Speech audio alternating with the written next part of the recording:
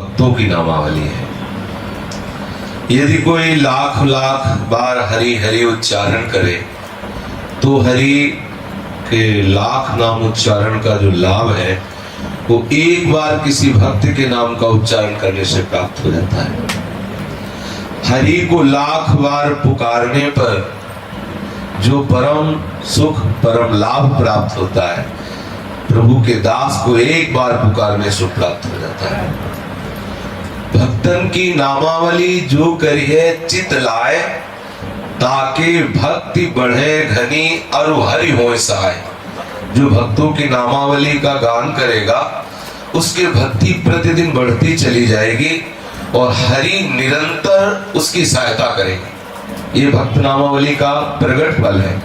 जो भक्तों की नामावली का गान करेगा तो हरि उसकी निरंतर सहायता करेंगे और उसकी भक्ति कोई ऐसी सामर्थ्य नहीं है किसी विनायक की कि भक्त की नामावली का गान करने वाले की भक्ति में बाधा पहुंचा दे। राधा वल्लभ भजत भज भली भली सब होए, जीते विनायक शुभ अशुभ विघ्न करे नहीं कोई। विघ्न करे नहीं कोई, डरे कलिकाल कष्ट भय, हरे सकल संताप हरस हरिनाम जपत जय। श्री वृंदावन नित्य केली कल करत अगाधा, हित हरिवंश किशोर भजत भज श्री हरि राधा। बोले राधा वल्लभ लाल के भजन करने वालों का जो भजन करता है, अर्थात किशोरी किशोर के भजन करने वालों का जो भजन करता है, तो त्रिभुवन में जितने अशुभ विनायक हैं, जो अनिष्टकारी हैं, जितने भी अनिष्टकारी शक्तियां या आसुरी शक्तियां या देवी शक्तियां, किसी की सामर्थ्य नहीं है कि भक्त की नामावली करने वाले को राधा वल्लभ भजत भज, जो राधा वल्लभ लाल का भजन करने वाले उनका जो भजन करते हैं, किसी अशुभ विनायक की सामर्थ्य नहीं है को बाधा पहुंचा सके। और किसी शुभ विनायक की, अशुभ विनायक तो सब कोई जानते हैं क्लेशकारी होते हैं, लेकिन जो शुभ होते हैं जिन्हें सुखकारी समझते हैं वो भी हमें प्रभु से विमुख कर देते हैं।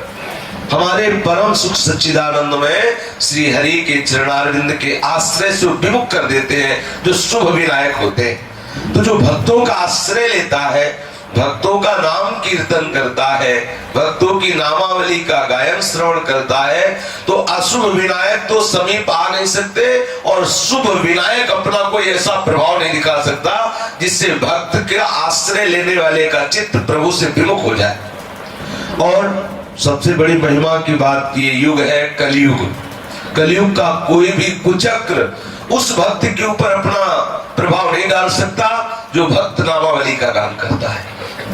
और महामहिमा की बात, उसे श्री वृंदावन का वास प्राप्त हो जाएगा जो इन भक्तों का नाम कीर्तन करेगा।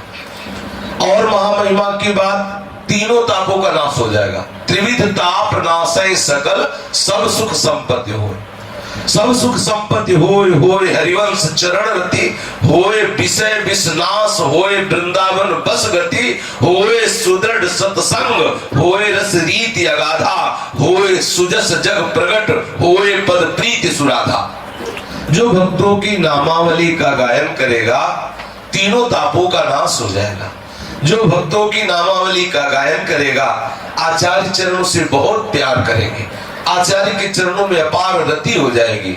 जो भक्तों की नामावली का गायन करेगा उसे अखंड वृंदावन वास प्राप्त हो जाएगा। जो भक्तों की नामावली का गायन करेगा उसे प्रियालाल के चरणारविंद की सेवा का सुख प्राप्त हो जाएगा। जो भक्तों की नामावली का गायन करेगा उसे राधा चरणारविंद में अपार प्रीति हो जाएगी।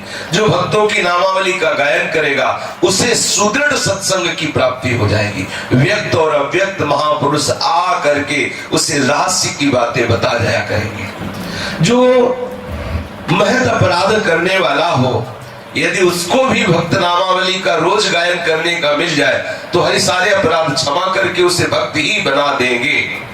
अजहु सोच विचार के गही भक्तन पद ओट, हरि कृपाल सब पाछली क्षमे तेरी खोट। जो ही कोई भक्त नामावली का गायन करता है भक्तों का आश्रय लेता है तो जितना भी अपराध किए हुए हो हरि सब अपराधों को क्षमा कर देते हैं कि ये मेरे भक्त का सेवक है, ये मेरे भक्त का सुमिरन करने वाला है, ये मेरे भक्त का आश्रय लेने वाला है। चाहे जितना मन विमुख हो रहा हो, आप भक्त नामावली का गायन करके देखिए, आपका मन सम्मुख हो जाएगा हरि के। इसमें एक रहस्य है कि जब हम किसी भक्त का स्मरण करते हैं तो उसके भजन का 6वां हिस्सा प्राप्त हो जाता है। अब आपने मीरा जी का स्मरण किया, अब किस कोटि का मीरा जी का भजन है, वो भजन का 6वां हिस्सा आपको प्राप्त हो जाएगा। अगर आप किसी पापात्मा पुरुष का स्मरण करेंगे तो उसका 6वां हिस्सा आपको प्राप्त हो जाएगा तत्काल। इसीलिए तो कहा गया है कि अशुभ चिंतन मत करो, जो कुसंगी जन पापाचारी जन उनका संग मत करो, उनका चिंतन मत करो। किसी भी भक्त का, अब सेना धना कबीरा नाभा ऐसे संतों का नाम उच्चारण कर रहे, उनका सुमिरन कर रहे, तो उनका भजन का प्रभाव तत्काल 6वां हिस्सा अपने आप को प्राप्त हो जाएगा।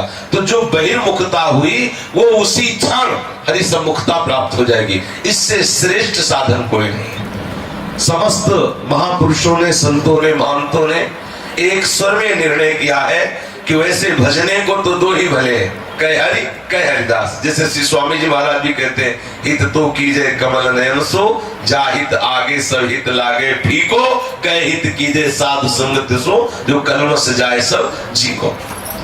अब दो में भी और गंभीरता से विचार हुआ, हरि और हरिदास भजवे को दो ही भले।